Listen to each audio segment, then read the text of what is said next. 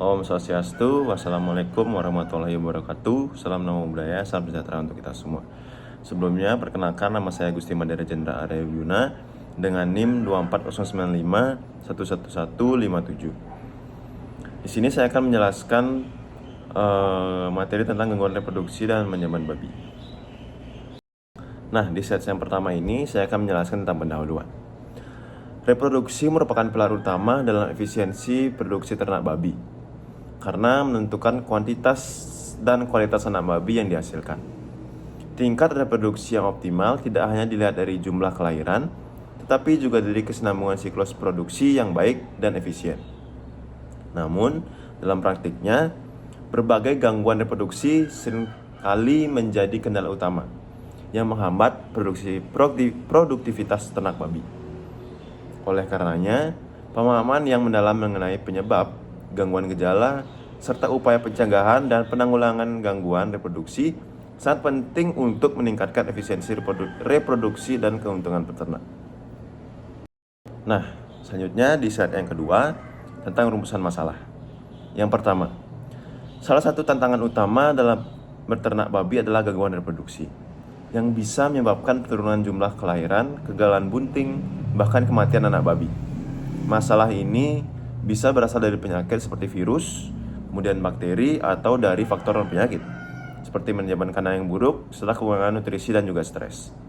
Nah, kemudian tujuan dari pembahasan ini adalah untuk mengenali apa saja jenis gangguan reproduksi yang sering terjadi, apa penyebab utamanya, serta memberikan saran untuk penanggulangannya agar produksi ternak babi bisa tetap optimal. Baik, kita sudah sampai di slide yang ketiga tentang pembahasan. Nah, gangguan reproduksi pada babi merupakan masalah serius yang dapat menghambat produktivitas dan berkelanjutan usaha peternak. Gangguan ini dapat muncul dalam berbagai bentuk seperti kegagalan birahi, infertilitas, kemudian abortus atau keguguran, dan juga jumlah anak yang sedikit. Salah satu gangguan reproduksi yang dapat mengganggu efisiensi reproduksi induk dan peternak babi adalah anestrus pasca sapih. Anestrus pasca sapih merupakan kondisi di mana induk babi tidak menunjukkan tanda birahi setelah anaknya disapih, yang dapat menurunkan efisiensi reproduksi peternak.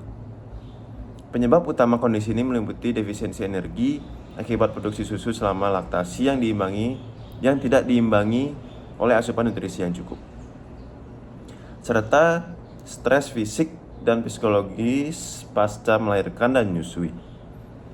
Nah, ada juga faktor lain yang menyebabkan dari anestrus ini, pasca sapih ini, seperti manajemen kandang yang buruk, suhu ekstrim, kepadatan yang berlebihan. Juga ketidakseimbangan hormon atau penyakit reproduksi juga dapat berkontribusi terhadap terjadinya anestrus ini. Nah, sekarang kita masuk pada slide saran dan solusi. Apa saja sih saran dan solusi untuk menjaga anestrus pada babi ini? Untuk mengatasi anestrus pasca sapih, solusi utama adalah penerapan teknik flusing nutrisi, yaitu peningkatan asupan energi terutama karbohidrat 2-3 minggu sebelum penyapihan hingga servis.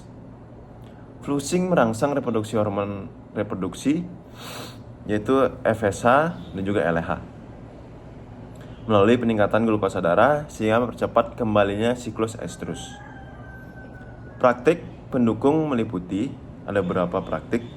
Yang pertama ada manajemen pakan, kemudian memberikan pakan berkualitas tinggi dengan energi 3.200 sampai 3.400 kcal per kilogram dan juga tambahan vitamin E plus selenium. Kemudian ada manajemen stres, yaitu mengurangi kepadatan kandang, memberikan lingkungan nyaman berkisar suhu 18 sampai 22 derajat Celcius. Kemudian stimulasi pejantan. Ini juga perlu gunanya untuk penggairah dan juga merangsang birahi.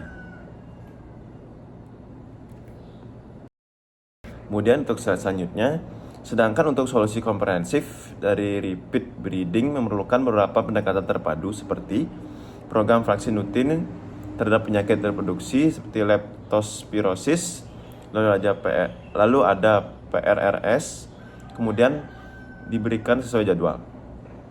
serta manajemen IB yang presisi. Lalu kemudian ada perbaikan nutrisi seperti tambahan vitamin E 50 UI per kilogram dan selenium. Lalu yang terakhir ada manajemen lingkungan, kontrol suhu kandang. Terutama yang bagus itu di antara 18 sampai 22 derajat Celcius dan tingkat mengurangi stres. Dengan implementasi solusi ini, tingkat kebuntingan dapat meningkat. Nah, kesimpulan apa aja sih yang kita dapat dari pembelajaran ini? Gangguan reproduksi pada babi merupakan salah satu hambatan utama dalam meningkatkan produktivitas peternak. Gangguan ini dapat disebabkan oleh faktor infeksius seperti virus dan juga bakteri, maupun faktor non-infeksius seperti manajemen pemeliharaan yang kurang baik, serta nutrisi yang tidak memadai, dan juga stres lingkungan. Adapun beberapa gangguan yang umum terjadi seperti anestrus pada sapi dan juga repeat breeding yang dapat ditangani dengan manajemen kandang yang baik seperti penerapan teknik flushing nutrisi untuk mengatasi anestrus pada sapi, dan beberapa praktik mendukung juga dapat diterapkan sehingga dapat meningkatkan efisiensi produksi dari peternak babi itu sendiri. Nah, sekian saja materi yang bisa saya sampaikan. Saya mohon maaf sebesar-besarnya apabila ada salah kata dan perbuatan. Saya tutup dengan Parama Santi. Om Santi Santi Santi Om. Assalamualaikum warahmatullahi wabarakatuh. Salam budaya. Sampai jumpa di video saya selanjutnya.